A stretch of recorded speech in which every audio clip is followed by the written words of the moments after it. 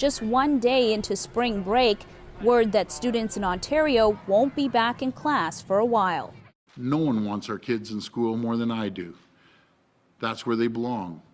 But with COVID spreading like wildfire, with these deadly variants taking hold in Ontario, we simply can't be too cautious.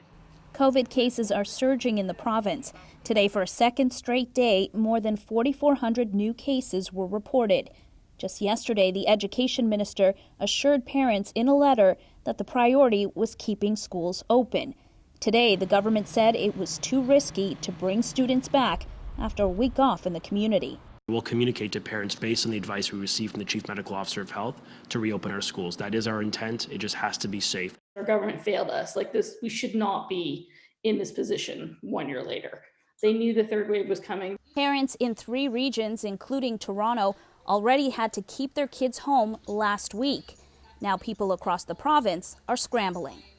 It's scary. I don't know what I'm going to do next week. I don't know if I'm going to be able to go to my job, if I'm going to get a paycheck. For the safety of everyone, the kids, the teachers, the administrators, it just makes the most amount of sense. It's a crisis that could have been avoided if the government didn't rely on half measures, says this doctor. There was, interest with big box stores, with allowing community spread to take place, not ensuring paid sick leave was there, seeing this continue to spread into homes and families and into schools and back out.